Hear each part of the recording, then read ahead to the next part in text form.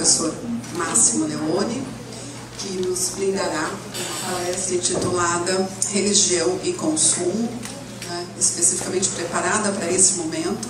Eu vou fazer uma breve apresentação do professor Máximo Leone, porque enfim, o currículo do Máximo é daqueles gigantescos. E eu fiz aqui uma breve síntese, e ele depois, evidentemente, pode complementar.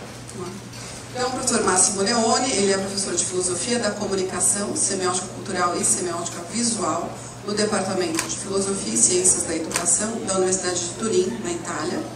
Professor em tempo parcial de Semiótica no Departamento de Língua e Literatura Chinesa da Universidade de Xangai, na China. Membro associado da Cambridge Digital Humanities, Universidade de Cambridge, e diretor do Instituto de Estudos Religiosos da Fundação Bruno Kessler, em Trento.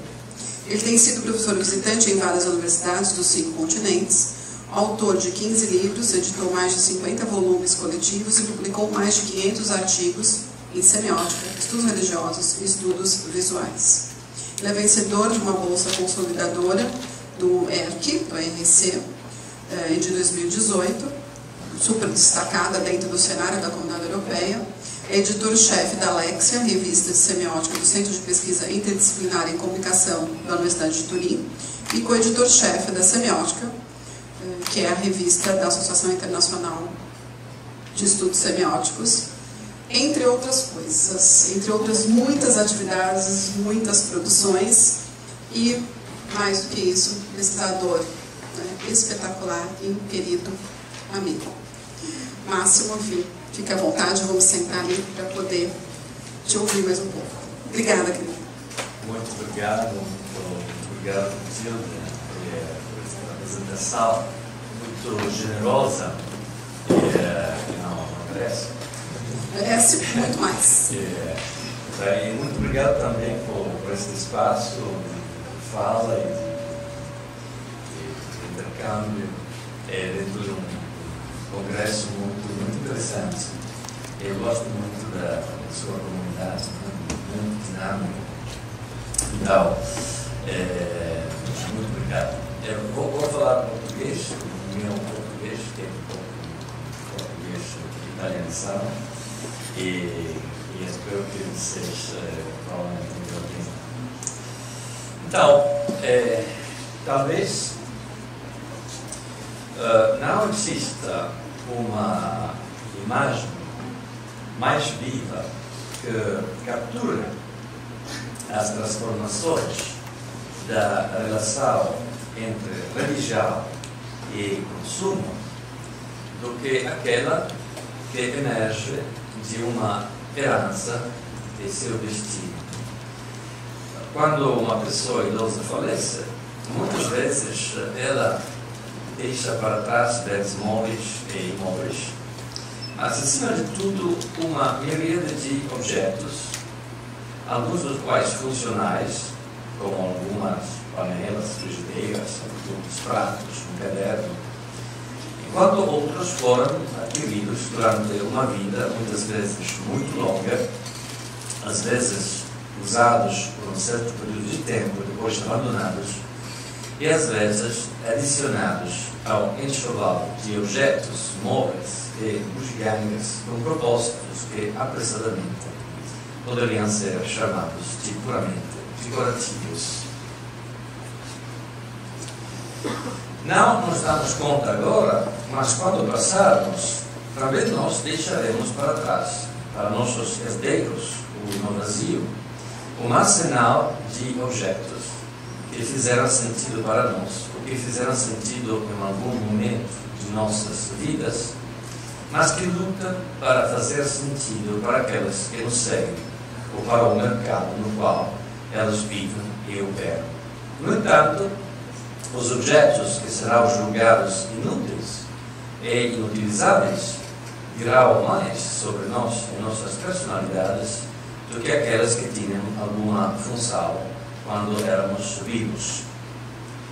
Há alguns anos desapareceu uma vizinha do apartamento onde minha família e eu morávamos durante a minha infância. uma vizinha a qual estávamos muito ligados e a quem meu irmão e eu chamávamos de a tia pequena, zia piccola.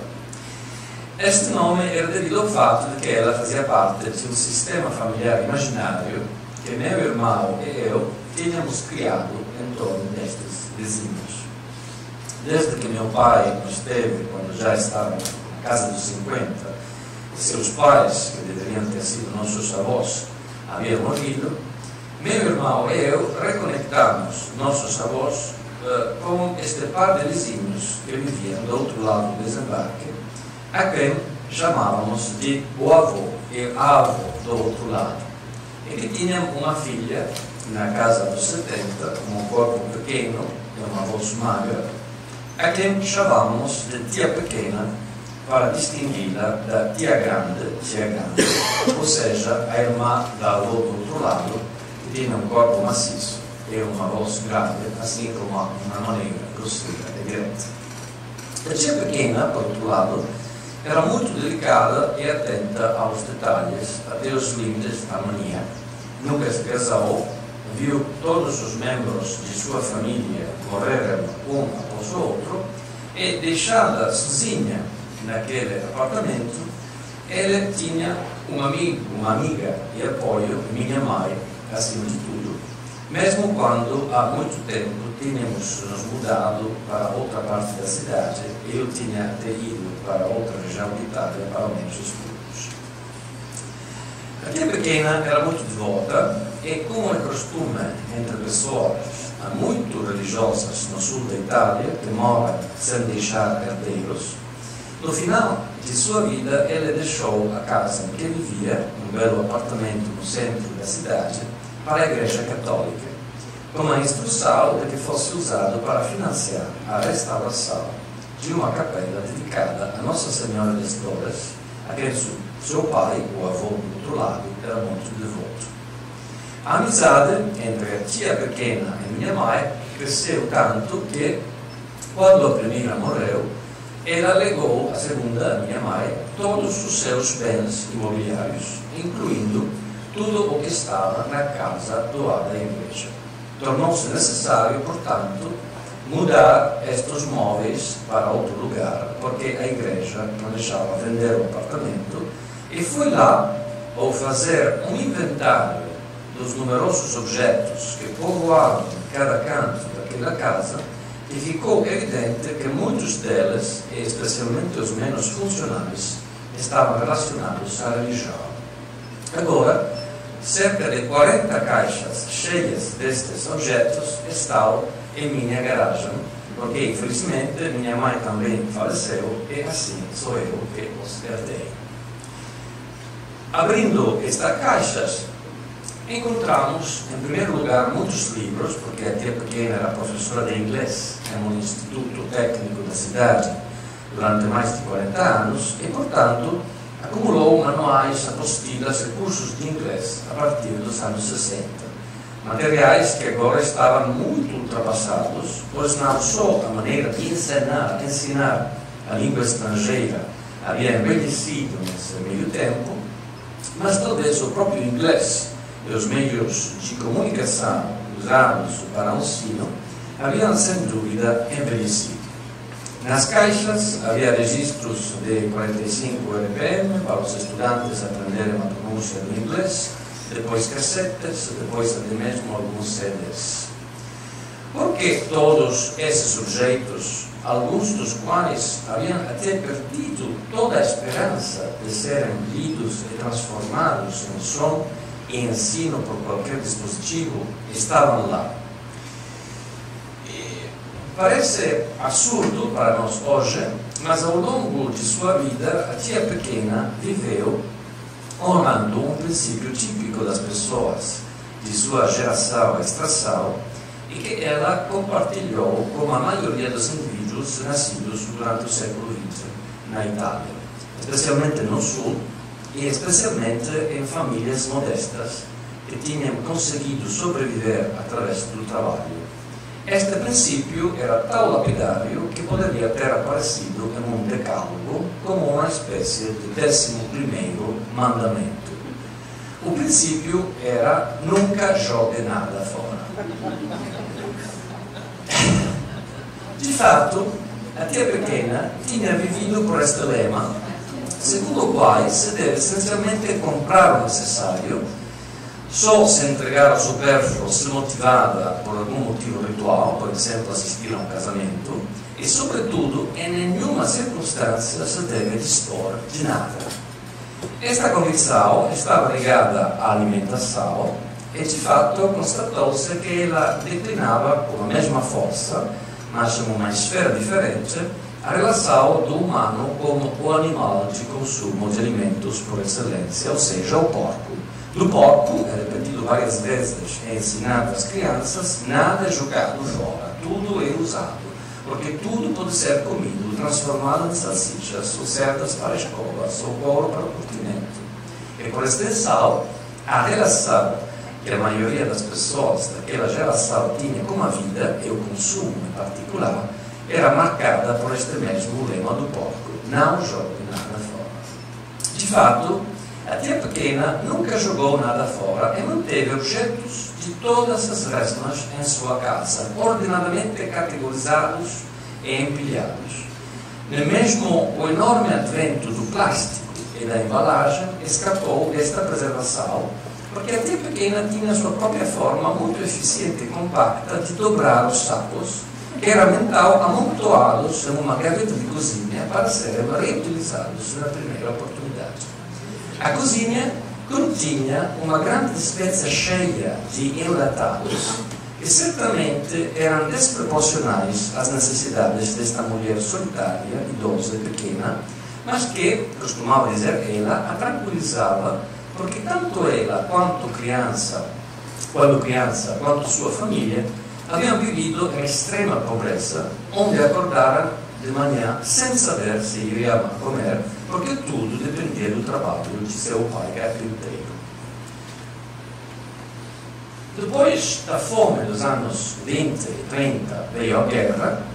Então a fome havia se tornado sistemática, generalizada e organizada com complicados sistemas de cartões e filas de quilómetros para conseguir a entrega de algumas mercadorias escassas, como um pacote de massa ou café feito com chicória.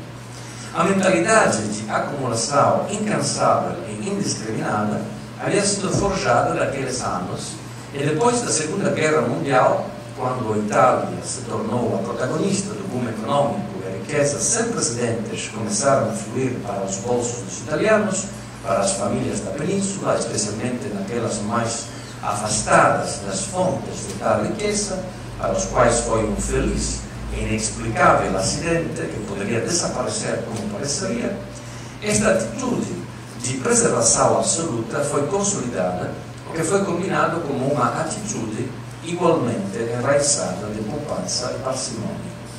Esta atitude atingiu níveis que hoje podem parecer paroxísticos. Por exemplo, numa prateleira da casa da tia pequena havia uma caixa rotulada cordel de ligação que não se precisa.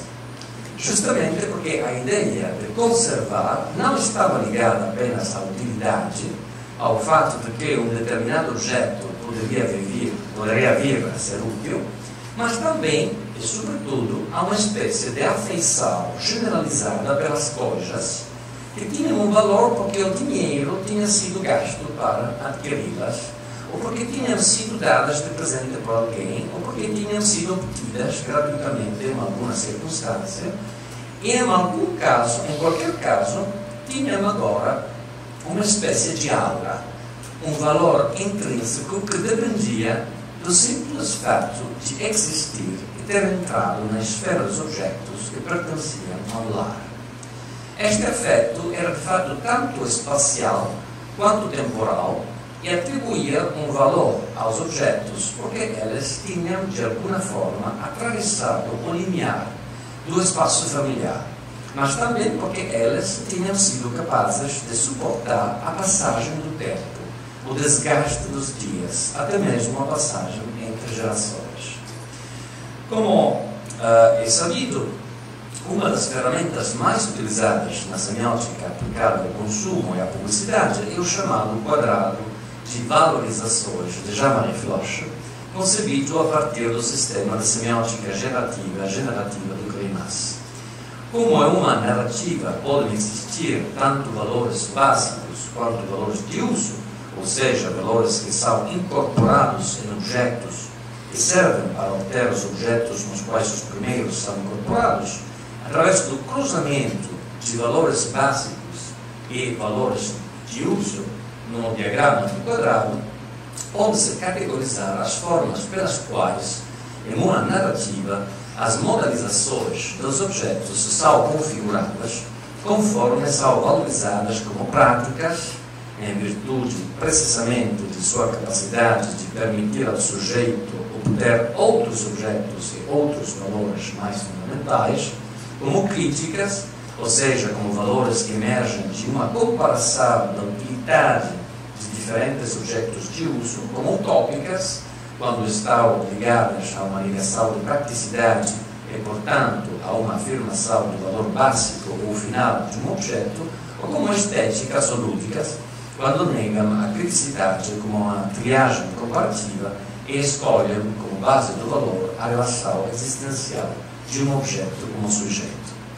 O quadrado de Floch, entretanto, não exclui o fato de que estas valorizações práticas, críticas, utópicas ou estéticas possam não emergir em uma narrativa individualmente, mas se apresentar em uma confusão em entrelaçamentos complexos nos quais vários modos de valorização se sobrepõem e se entrelaçam, fazendo com que um deles surja como prevalecente. O caso da preservação sistemática e indiscriminada dos objetos que acabamos de descrever certamente se enquadra no âmbito da valorização prática, pois muitos desses objetos são preservados com o pensamento e a finalidade que mais tarde poderiam ser utilizados para algum fim. Exceto que essa finalidade não é definida e presente à consciência do consumidor, mas é projetada para um futuro abstrato, no qual um objeto poderia sim ser útil, mas não é conhecido exatamente pelo quê. A categoria de cordel de amarração desnecessário, então, representa uma espécie de termo neutro dentro do quadrado, no qual o termo contraditório de inutilidade e seu subcontrário são interpenetrados e confundidos juntos, valorizado nem do ponto de vista existencial, nem do ponto de vista utilitário. O cordel desnecessário torna-se um hino à valorização existencial do inútil, que é preservada não porque possa servir no futuro, mas porque serviu no passado. Uma das limitações do quadrado de Floch, aplicado ao estudo destes casos limite, na verdade, é que ele se apresenta como um instrumento estritamente sincrónico, que, no entanto, não leva em conta a evolução do sistema de valores ao longo do tempo, e especialmente a evolução dos valores em relação ao tempo. De fato, não se podia entender completamente a atitude da tia pequena e sua mania de preservar objetos, mesmo na convicção quase absoluta, embora implícita, de que eles nunca mais serão úteis, sem dar o devido peso ao fato de que esta atitude e o sistema de valores que ela expressa com relação aos objetos, sua aquisição, seu uso, seu consumo e sua conservação, se configura não em relação ao tempo futuro, mas em relação ao tempo passado. Neste contexto, o significado dos objetos muda profundamente, tanto em termos de valores existenciais como utilitários, tanto os valores básicos como os valores de uso. Quanto aos valores básicos, um objeto é valorizado e preservado não apenas porque é útil no presente ou pode ser útil no futuro, mas porque foi útil no passado, ou mesmo porque se pensava que fora útil no passado, enquanto que, mais tarde, talvez ou depois de sua compra, se percebeu que não era. A cozinha da tia pequena, por exemplo, estava cheia de utensílios que não só não eram mais necessários ou usados, mas que nunca haviam sido realmente usados, ou haviam sido usados uma vez e depois considerados inúteis. E ainda assim, já haviam adquirido a aura necessária para que fossem mantidos por anos, por décadas, depois legados à minha mãe e finalmente, com sua morte, passados para mim, que os mantenho preservados em sua esplêndida inutilidade em uma das 40 ou mais caixas amontoadas na minha garagem. Um objeto que alguém havia comprado, usado ou sonhado, permanecia para sempre cercado por uma certa aura, tênue, mas forte o suficiente para impedir que alguém se desfizesse do objeto, dando origem a uma atitude conservadora em relação ao valor que não poderia ser explicada sem uma referência mais geral à ideologia de sentido que está subjacente a tal relação com os objetos. Uma das hipóteses que notei nesta palestra é que este tipo de atitude em relação ao consumo, à aquisição de objetos, sua preservação e valorização e a consequente incapacidade de se livrar deles está enraizada em uma ideologia semiótica de valorização dos objetos que está intimamente relacionada com a esfera religiosa. O apartamento da tia pequena também continha um grande número de objetos de natureza religiosa, desde minúsculos livros de oração até rosários, desde pinturas de santos a grandes estátuas de papier-mâché da Madonna sobre silos de vidro, típicos do artesanato religioso do sul da Itália. Estes objetos tinham sido adquiridos, comprados ou doados ou herdados, e assim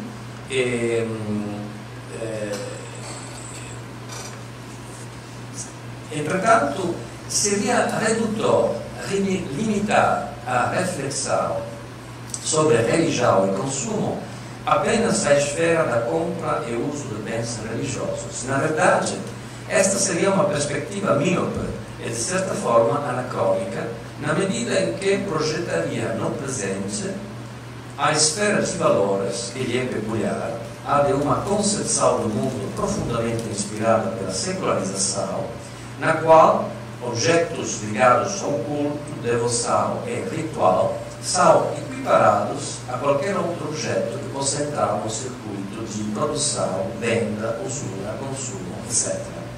Na realidade, é apenas com um olhar histórico e antropológico de longo prazo que se pode compreender como as atitudes em relação ao consumo em geral, e não apenas aquelas ligadas à esfera religiosa, são profundamente influenciadas pelas culturas religiosas, pelas ideologias semióticas que elas encarnam e expressam, e pela forma como impulsionam não apenas os crentes, mas aqueles imersos em uma determinada cultura, a atribuir valor aos objetos de consumo de uma forma e não de outra.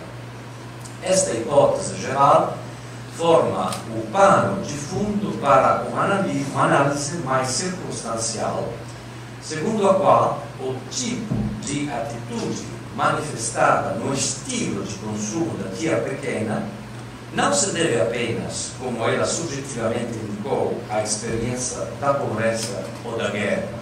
Há indivíduos e grupos muito pobres que consomem de forma muito diferente, que desperdiçam muito mais e, na verdade, exorcizam a pobreza através do consumo imprudente de certos itens que podem pagar, ou mesmo que não podem pagar, mas que adquirem, por exemplo, graças aos novos dispositivos de crédito eletrônico. O fundamento de uma ideologia semiótica que valoriza objetos básicos e utilitários não em relação ao presente ou ao futuro, mas em relação ao passado, e, por outro lado, religiosa num sentido muito mais profundo, pois está ligada a uma ideologia de sentido na qual a relação com a transcendência nunca é evanescente e desencarnada, mas passa por uma semiótica da relação com ela, na qual só é possível viver sua dimensão espiritual, religiosa e confessional se ela for encarnada numa materialidade feita de espaços, tempos, atores, mas acima de tudo, objetos.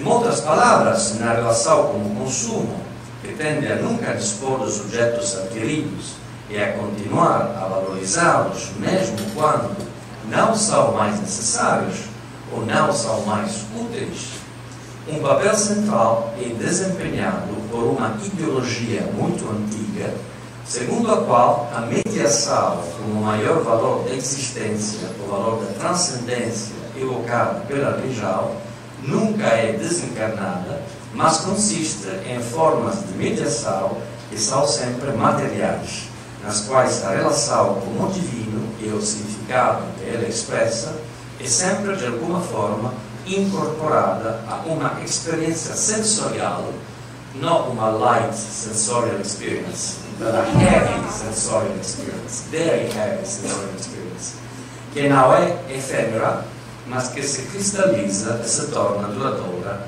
no objeto.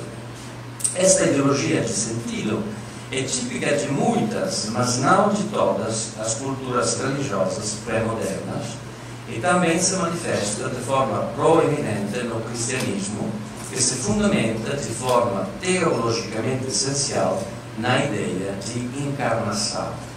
O Deus do cristianismo não é o do judaísmo e, de fato, configura sua própria diferenciação e singularidade precisamente em relação ou em contraste com a religião da qual deriva, em um caminho dialético que se desenrola através de milénios. O judaísmo havia definido sua diferença religiosa e cultural através da expulsão da multiplicidade do politeísmo, o que também gerou a necessidade de eliminar da prática comunitária, tanto no espaço litúrgico quanto no tempo ritual, qualquer fixação material que pudesse significar e promover um retorno a essa multiplicidade. A transcendência, portanto, não é representada nem nomeada, pois tanto o conceito e o nome de Deus como a imaginação de sua figura devem ser prerrogativa de uma interioridade comunitária invisível, compartilhada, mas não expressa, que se une em invisibilidade e não se divide em expressão. O cristianismo responde dialeticamente a esta estratégia de significado, avançando, em vez disso, a necessidade de uma visibilidade comunitária de crença, de um compartilhamento do significado religioso, que não passe apenas pela evocação abstrata do divino, mas por sua significação concreta, que adota todos os tipos de sinais categorizados pela semiótica moderna e contemporânea para dizer e manifestar o divino e articular em torno desses sinais e manifestações o sopro de uma comunidade. Aqui, então, os cristãos se amontoam não em torno da leitura e interpretação da Torá, mas em torno da narrativa verbal dos evangelhos e também em torno da representação icônica onipresente da face de Cristo, o que, por sua vez, é possível porque seu ponto de partida é a encarnação, ou seja, o dogma segundo o qual a transcendência não só não é invisível, mas se torna homem e, portanto, não é perceptível apenas como palavra, mas também como palavra incorporada, vivendo as vicissitudes do corpo que habita e até mesmo passando pela violência, tortura, sofrimento e morte, como a cintilação final da ressurreição para confirmar a natureza divina de Cristo e seu remanescente centro da relação dos cristãos com a transcendência através de seu rosto e corpo, mas também para além dele, na transcendência da vida eterna. O cristianismo, no entanto, no sentido religioso, porque por um lado é respondido pelo Islã, que desde o ponto de vista é um retorno ainda mais urgente à indivisibilidade comunitária, já expressa pelo judaísmo, acentuado ainda mais pelo fato de que a própria palavra divina, o Alcorão, não é mais considerada como interpretável, como uma espécie de relíquia imóvel da enunciação divina. Por outro lado, porém, o cristianismo também se declina internamente como um advento da ideia tipicamente protestante de uma comunidade religiosa na qual permanece o conceito judeu de uma inexpressibilidade da transcendência, o único antídoto contra seu lapso na multidão do politeísmo e, portanto, na confusão da idolatria.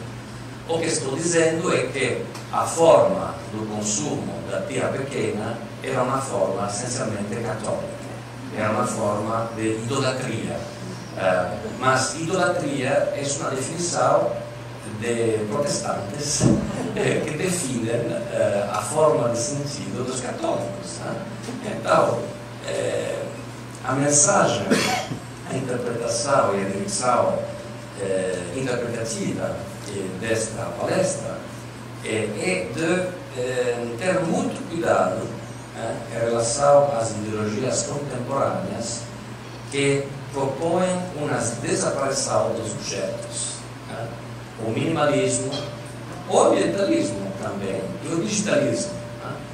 São três formas distintas que propõem uma desaparição dos objetos materiais, uma desaparição da forma de vida representada pela tia pequena. E a pergunta é: o que está detrás destas novas ideologias dos objetos? É verdade que, eliminando os objetos da nossa vida material, a gente vai ser mais livre. Que tipo de ideologia estamos absorvendo, eliminando os objetos da nossa vida material? Então, para reflexionar sobre essa pergunta, vou organizar um combate imaginário. Eu sempre organizo combates imaginários para meus estudantes. O combate imaginário entre a tia pequena e Maricondo. Vocês conhecem esse Maricondo? Não temos muito tempo, são vários combates imaginários. O primeiro combate imaginário é o combate imaginário entre a tia pequena e Maricondo. O segundo combate imaginário entre a tia pequena e Greta Thunberg. E o terceiro combate imaginário é o combate imaginário entre a tia pequena e Mark Zuckerberg. Então, as sacerdotisas contemporâneas do vazio e do círculo, que são duas figuras hermenêuticas, topológicas, que substituem a topologia e a hermenêutica dos objetos da tia pequena, podem ser consideradas, por um lado, Maricondo, com uma imensa popularidade de seus preceitos para criar o vazio e assim exaltar a sensação de plenitude deixada da vida pessoal e, sobretudo, doméstica, e, por outro, Greta Thunberg, com sua ideia de não desperdiçar recursos na aquisição de novos objetos, que implica um enorme gasto de energia, mas promover o descrescimento através de várias formas de abstenção que não destroem, mas são entendidas como capazes de regenerar e colocar em circulação os objetos.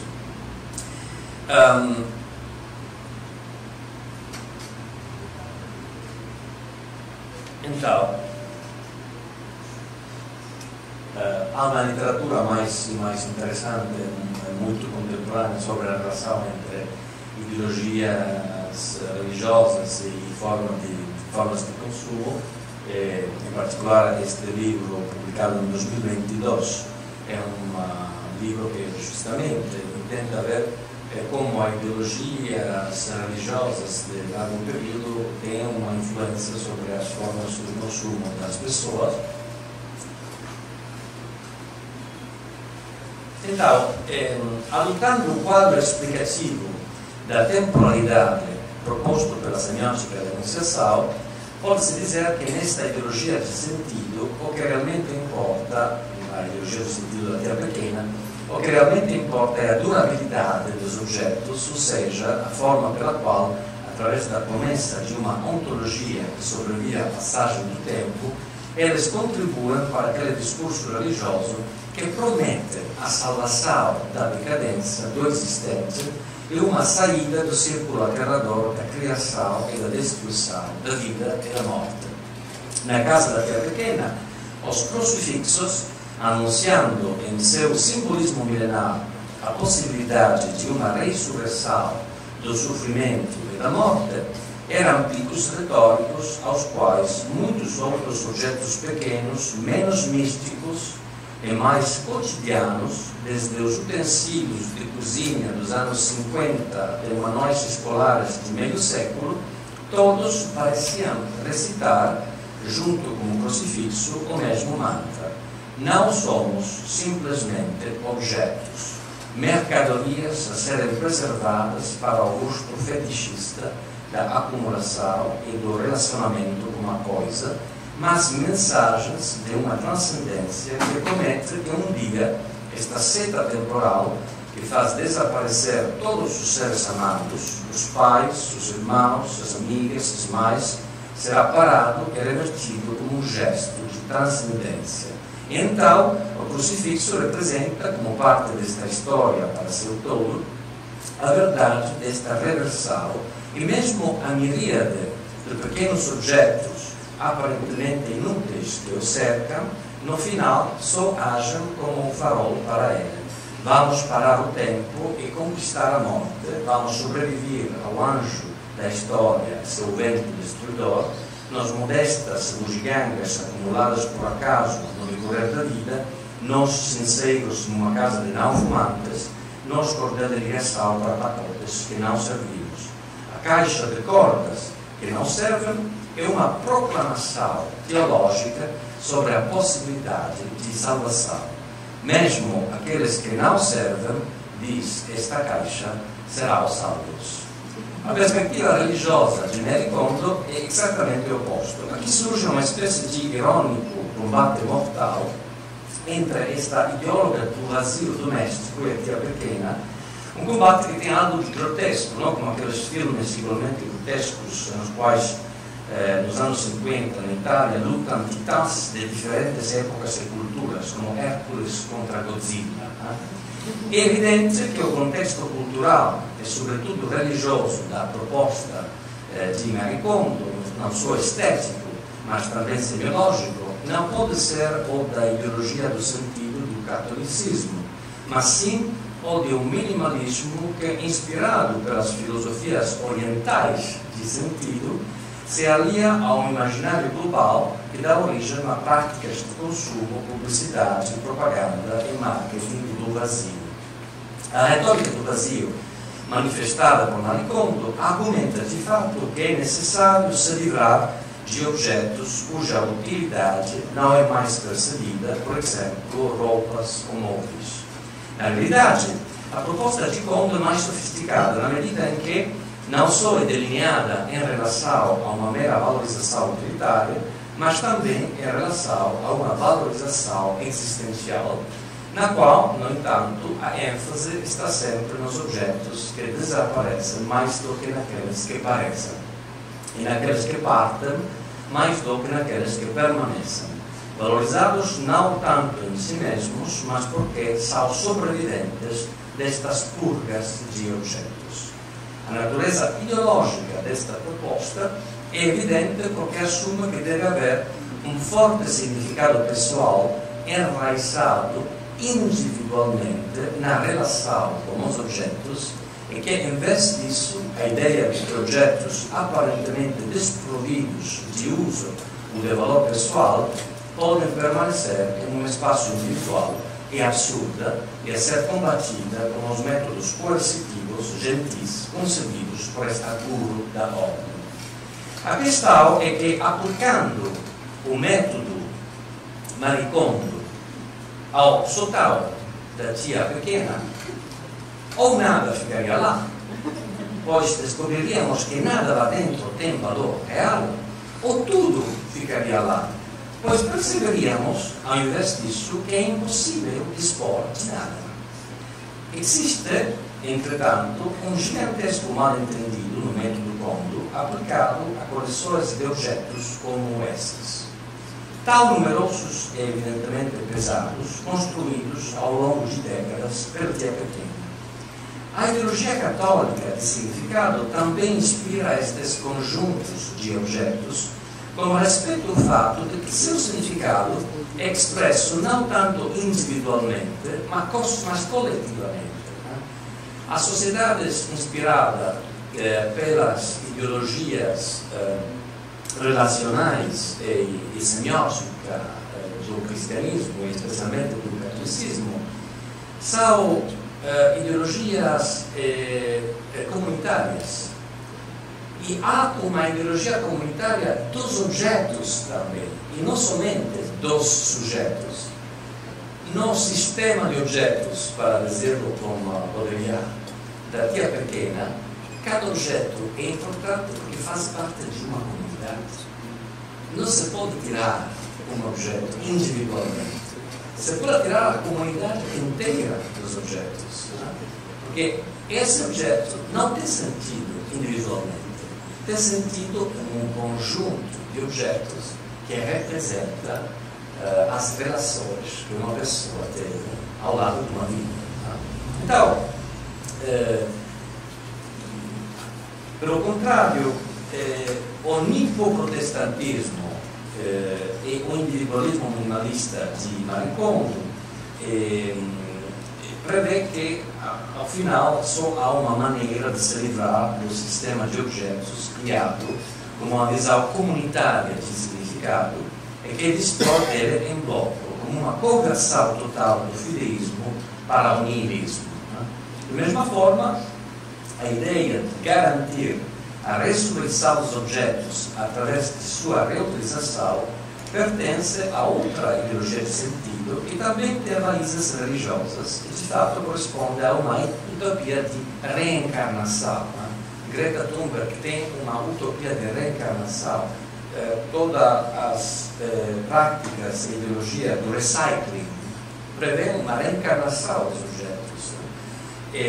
Ou seja, que a salvação não é alcançada através de rejeição da natureza ilusória das formas, um código do iconoclasmo de Kondo, ou através da predestinação à salvação de certos objetos, como na ética protestante da seleção, mas através da sobrevivência do objeto em sua passagem, não de uma geração para outra, como uma bandeira da própria teologia da integridade, mas na passagem utilitária intrageracional. E esta ideologia dos objetos é uma ideologia muito tentadora, porque é uma ideologia que parece satisfazer as necessidades de proteger o ambiente, de proteger as matérias, as energias que são utilizadas para a construção de objetos. E parece muito tentadora também a ideologia de Maricondo, a construção de um vazio pessoal, de um vazio doméstico, que permite uma concentração da mente, uma valorização de alguns objetos, poucos objetos, em relação à multitude caótica e barroca do sotau da tia pequena. E logo há uma terceira ideologia da desaparição dos objetos materiais, que é a ideologia de Mark Zuckerberg, que é a ideologia mais extrema. Vocês não somente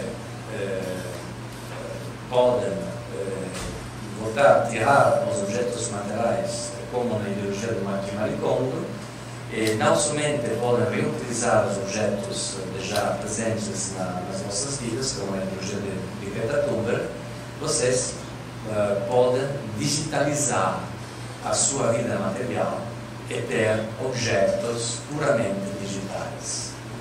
A tia pequena no metaverso. Então, é uma imagem com a qual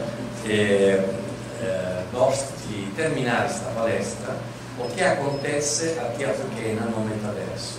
E o que acontece é que os objetos materiais são objetos de consumo, são objetos de desperdício de energia, de matéria, mas ao mesmo tempo os objetos materiais são objetos de resistência, são objetos de verdade, são objetos que têm uma ontologia própria. Eliminando os objetos e a sua materialidade na nossa vida, se produz um vazio que muitas forças diferentes podem ocupar. E este vazio que estamos criando com a nossa vida digital, ainda não sabemos por quais forças será ocupado. Muito obrigado.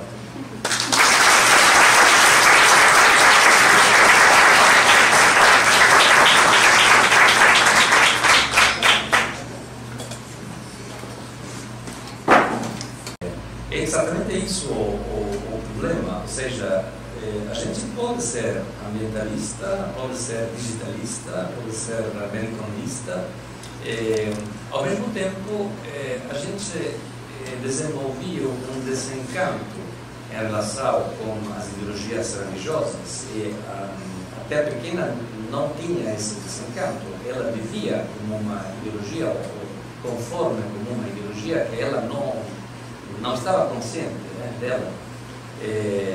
Ao mesmo tempo, temos uma distância crítica muito forte em relação às ideologias religiosas e tenho que dizer, especialmente as novas gerações, não consideram que estão absorvendo umas ideologias aparentemente não religiosas de forma religiosa. E a maneira, o sentido dessa provocação não é de dizer não há que ser ambientalistas ou digitalistas ou minimalistas. Um pode ser minimalista, mas ao mesmo tempo hemos logrado com a secularização um desencanto em relação às irracionalidades da religião e estamos reproduzindo, a gente está reproduzindo a mesma aceitação crítica que a gente tinha em relação às religiões com estas novas ideologias, aparentemente não religiosas. Por que o vazio é melhor da multidão? Por que a ordem é melhor do caos? Você pode elegir a ordem. Ao mesmo tempo, tem que ter consciência do fato que é uma opção que pode ser existencial, pessoal, mas é uma opção religiosa. Pode substituir as relações pessoais com relações digitais. Ao mesmo tempo, o digitalismo sem reflexão crítica é uma espécie de religião. Então, a minha provocação era, eu acredito que dentro de 70 anos vamos descobrir que haverá também muitas tias pequenas que hará o pedido em relação às ideologias contemporâneas. Obrigado.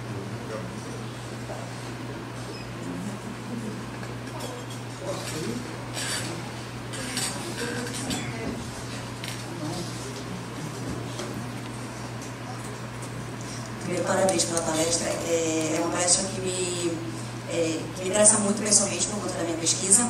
Eu estudo minimalismo no Instagram e eu tento entender a relação entre consumo, minimalismo e os algoritmos, porque o minimalismo prega esse essencialismo, né, de você ter mais experiências do que coisas, mas quando você vai para o Instagram, estão vendendo mais coisas, né?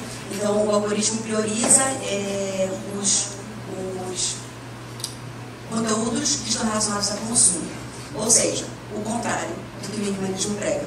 E aí, vendo aqui a sua palestra, eu pensei sobre, trazendo essa questão do minimalismo como uma religião, e lembrando que as religiões no Brasil, e acredito que no mundo, estão retomando uma questão mais conservadora, e que no Instagram, e que as pessoas hoje, a partir da minha pesquisa, né, pensam que querem ser minimalistas, mas não querem ter o trabalho do ativismo minimalista, não querem de fato deixar de produzir mais lixo, deixar de consumir tanto quanto antes, mas querem ser minimalistas, querem ter o título de minimalista. E, portanto, compram coisas minimalistas, né, para ganhar o título. E aí eu queria que você falasse um pouquinho sobre se você vê uma relação, ou como vê uma relação entre esse conservadorismo religioso, que às vezes também é tão hipócrita quanto esse do minimalismo, e como é que fica essa relação? Sim, muito obrigado, né? Gostaria muito de ler a sua tese. Ele também tem um investigador doutoral que está escrevendo a sua tese, né, em Turim, sobre as ideologias do minimalismo e também a relação entre estas ideologias do minimalismo, o desenvolvimento das tecnologias digitais, das redes sociais. Então, vocês poderiam talvez comunicar. Eu acho que quando se produz um vazio acrítico, este vazio sempre é um vazio que se pode se pode ocupar, né? Se pode ocupar por forças que são forças muito tradicionais, como a força do mercado, por exemplo. E então a solução verdadeira não é de deixar o minimalismo, não é de voltar ao estilo de vida da terra pequena, que evidentemente era um estilo de vida que tinha muitas contradições, mas ao mesmo tempo há que pôr-se perguntas fundamentais, filosóficas, sobre o porquê do sentido da frase que se ouve muito, less is more, não? Less is more, não? É uma frase que vem de uma filosofia muito particular, do encontro entre uma recepção, sobretudo americana, do Zen, e uma corrente do pragmaticismo, não? Eutreia. Podemos vir em relação com este lema, né, less is more, mas ao mesmo tempo, como intelectuais, temos também que pôr a pergunta por quê? Por que less is more? Por que more is more or less is less? Então, isso é uma pergunta muito, muito importante. As raízes filosóficas de uma ideologia têm que ser investigadas pelos filósofos. E se o filósofo contemporâneo volta-se num pregador de uma ideologia, aplica uma função fundamental da filosofia ocidental, que há de investigar as raízes das suas ideológicas, não para substituí-las com outras, necessariamente opções, mas com a finalidade de profundizar as nossas opções existenciais, de viver de maneira mais alerta. Obrigada. Eu sou Renata, minha orientadora do Obrigada por me apresentar. E a gente pode trocar depois. Sim, muito bem. Obrigado.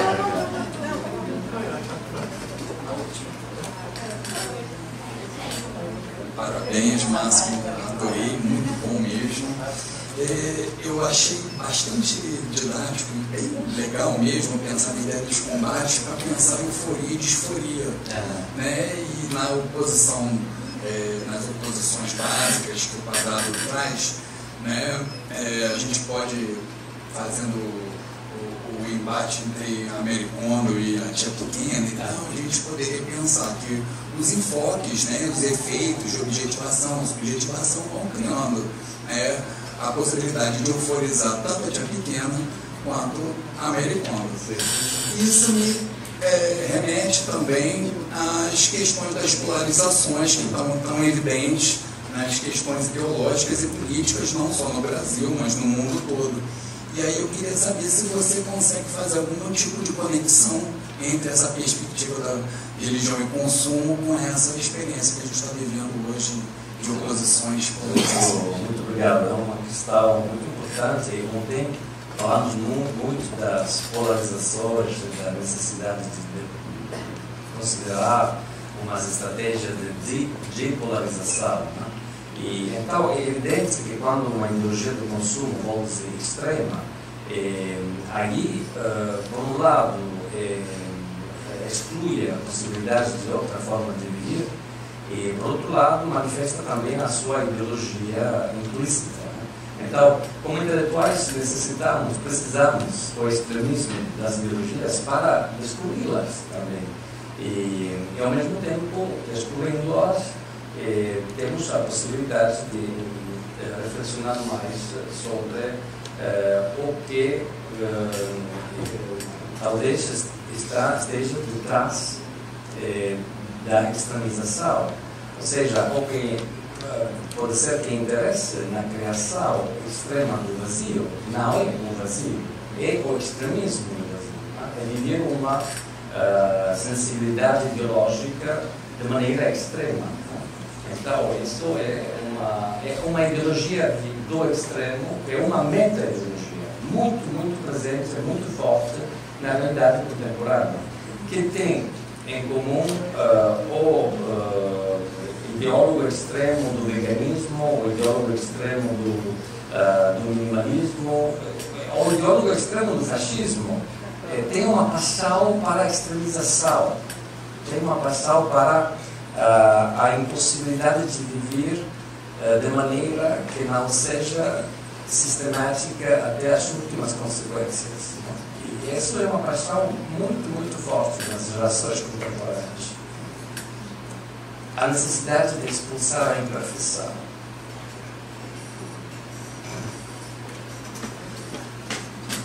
Bom, a gente poderia ficar aqui muito tempo te ouvindo, Márcio, claro, mas a gente está super atrasado. Eu gostaria de reiterar os agradecimentos, você com a oportunidade de te ouvir, você nos instiga, nos inspira. Muito obrigada, com muita leveza, com muito brilhantismo. Muito obrigada, Márcio.